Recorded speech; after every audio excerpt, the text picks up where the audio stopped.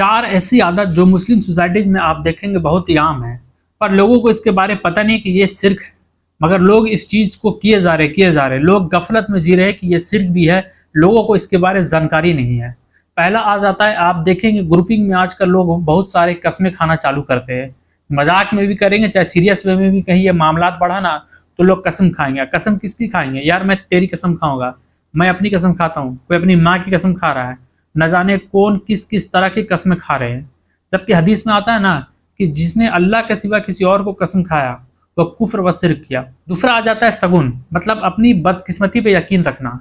जैसे आजकल बहुत सारे पारंपरिक तौर पे चला हुआ है बहुत सारी बातें कि ये मत खाना, ये दिन वो मत करना, नहीं तो दिन खराब होगा।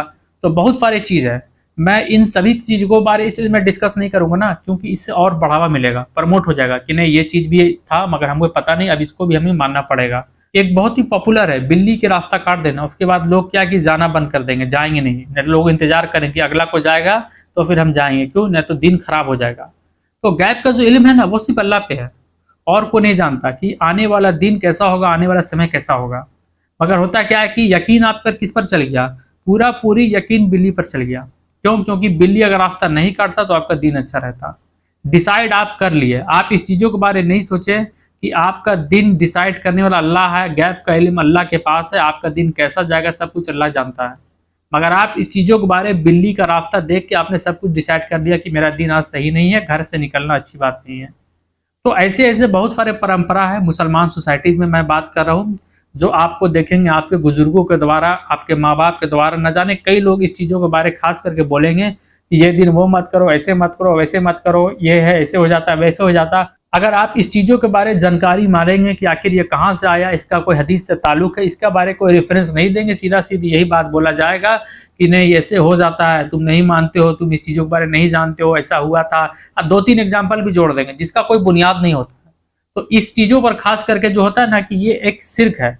और नबी करीम सल्लल्लाहु अलैहि वसल्लम का हदीस है, नबी करीम सल्लल्लाहु अलैहि वसल्लम ने 3 बार बोला है सगुन लेना शिर्क है, शिर्क है, शिर्क है। मतलब अपनी बदकिस्मती पर यकीन करना ये शिर्क है।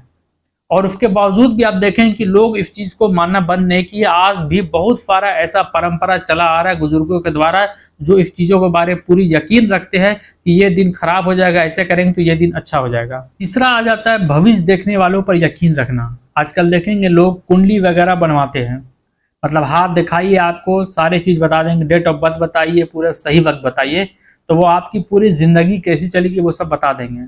जबकि गैब का इल्म रखने वाला सिर्फ अल्लाह है। अल्लाह ही जानता है कि आपकी आगे क्या होगी, या क्या अच्छा होगी, क्या खराब होगी, सिर्फ अल्लाह को पता है। मगर आप देखेंगे आजकल ये सब ऑनलाइन चला हुआ है। तो इस चीज़ों पे यकीन रखना, अगर कोई मुसलमान इस चीज़ों पर अगर यकीन रखता है तो वो समझिए नबी करीम सल्लल्लाहु अलैहि वसल्लम पे नाजिल हुई चीज़ों पर कुफ्र करता है, मतलब उस चीज़ों पर इनकार करता है।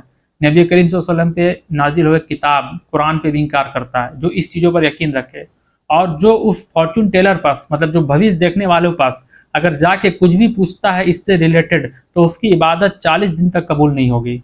चौथा आता है कब्र को पूजना।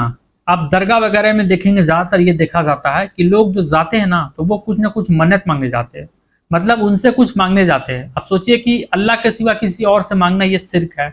जबकि आप कोई भी कब्र में जा रहे हैं ना, कब्रिस्तान की जियारत करनी चाहिए। उससे क्या कि आगे आपको आखिरत पे याद आएगा, आपको इस चीज़ों पर यकीन होगा कि मुझे यहाँ आना भी है और इसके लिए मुझे कुछ तैयारी करनी है। अब कोई भी कब्र में आप जाते हैं ना, तो उनके लिए दुआ कर सकते हैं, उनसे कुछ दुआ नहीं करवा सकते, क्योंकि देने वाला ज़ात सिर्फ अल्लाह है। जबकि नबी करीम सल्लल्लाहु अलैहि वसल्लम का हदीस है कि नबी करीम सल्लल्लाहु अलैहि वसल्लम बिल्कुल बीमार थे, तो उस वक्त उठ के बोलते हैं कि लानत है यहूदी और ईसाइयों पर जो अपनी नबियों की कब्र को इबादतगाह बना लिया है।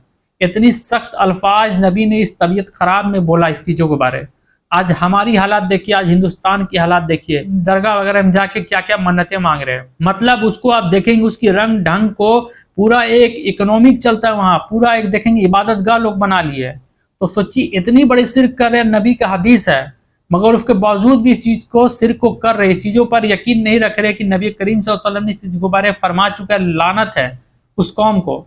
तो सोचिए जो इस तरह का चीज़ काम करेगा उस पर भी लानत है। तो इस चीज़ों पर समझनी चाहिए कि आज जो आप जाके आप इस तरह की जो कामें कर रहे, इबादतगाह बना लिए, न जाने वहां जाकर धागा बांध रहे, मन्नत मांग रहे, इस चीज़ों का सोचिए आप कितनी बड़ी शिर्क कर रहे हैं। आपको इस चीज़ बारे यकीन होनी चाहिए, आप बिल्कुल गफलत में जी रहे हैं।